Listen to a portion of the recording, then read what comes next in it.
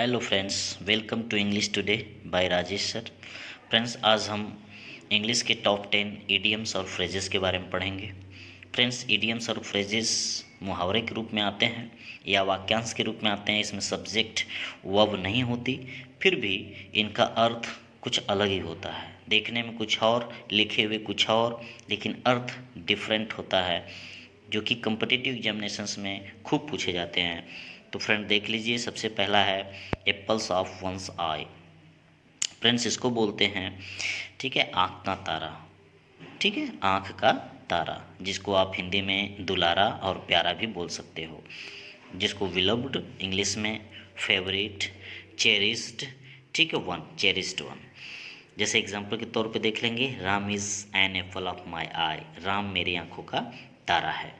राम मेरी आंख का तारा है, अर्थात राम बहुत प्यारा है। तो इस प्रकार से इसका यूज़ होता है। मैंने सेंटेंस भी लिख दिया है ताकि आपको अच्छे से समझ में आ जाए। सेकंड है ब्रॉड डे लाइट। इसका मतलब होता है फ्रेंड्स दिन दहाड़े। दिन दहाड़े, खुल्लम खुल्ला। देखिए, the robbers rob the bank in broad daylight, यानी लुटेरों ने बैंक को दिन दहाड़े लूट लिया। ठीक है ना। तो यहाँ पर इसके सिनोनिम्स के रूप में यूज़ कर सकते हैं openly, publicly.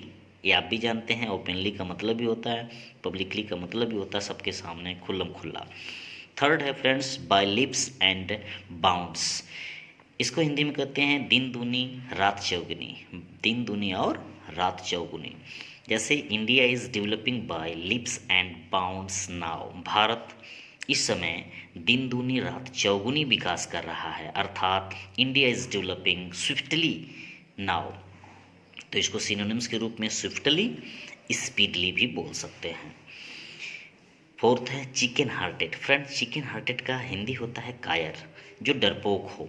The man is chicken hearted, यानी व्यक्ति कायर है, वह व्यक्ति कायर है।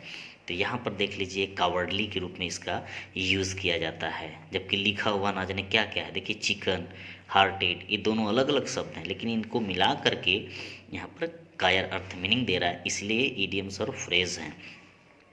फिफ्थ देख लीजिए, गो थ्रू फायर एंड वाटर। ठीक है ना, कोई भी खतरा मोल ले लेना।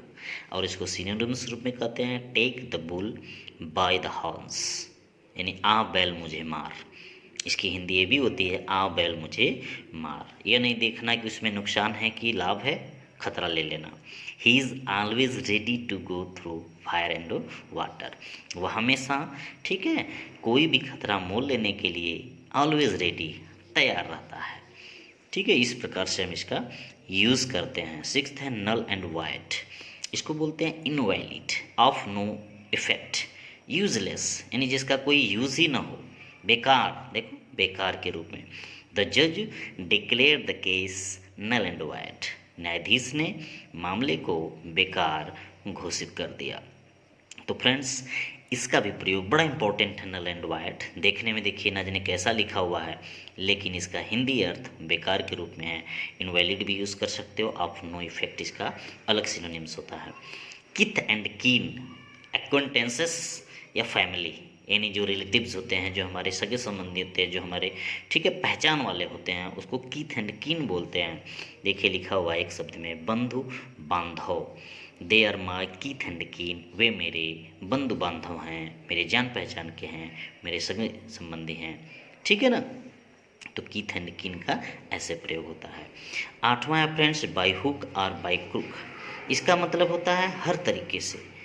ठीक है, जितने भी तरीके हों, चाहे वह गलत हों चाहे सही हों। जैसे ही completed his work by hook और बाय क्रुक।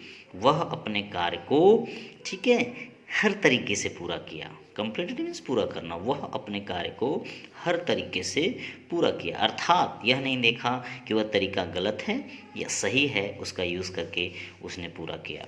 नाइन्थ है hand packed husband. Hand packed husband को कहते हैं जोरू का गुलाम। ठीक है, जो अपनी पत्नी के, ठीक है, बातों को मानने के लिए हमेशा तैयार रहता है, उसको मना नहीं करता। इसको कंस्ट्रेंट, यहाँ पर ई लगा फ्रेंड्स, जो मैंने कॉमा लगाया है बस टॉपिक जैसा। यहाँ पर ई है, यहाँ पर CONSTRAINED, कंस्ट्रेंट। और ये है कंप्लायंट। ठीक है, जो हमेशा खड़ा हो, मतलब आदेश का पालन करने के लिए उसे कहते हैं जोरू का गुलाम। He is henpecked husband, वह एक जोरू का गुलाम है। ठीक है ना, तो जोरू का गुलाम ये भी बड़ा इंपॉर्टेंट इडियम्स है। नेक्स्ट है अ मैन ऑफ लेटर्स। ठीक है ना, इसको हिंदी में कहते हैं विद्वान या ज्ञानी व्यक्ति। This man is a man of letter, यह आदमी विद्वान है। ठीक है, बहुत ही ज्ञानी है।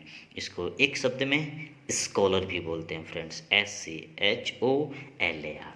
तो फ्रेंड्स ये कुछ इंग्लिश के इम्पोर्टेंट्स, ठीक है, इडियम्स और फ्रेजेस हैं। हमें उम्मीद है कि आपको ज़रूर समझ में आया होगा। इसको लर्न करें और कम्पिटिटिव एग्जामिनेशंस की तैयारियां करें, जिसमें बहुत ही महत्वपूर्ण भूमिका निभाते हैं ऐसे इडियम्स। Thank you.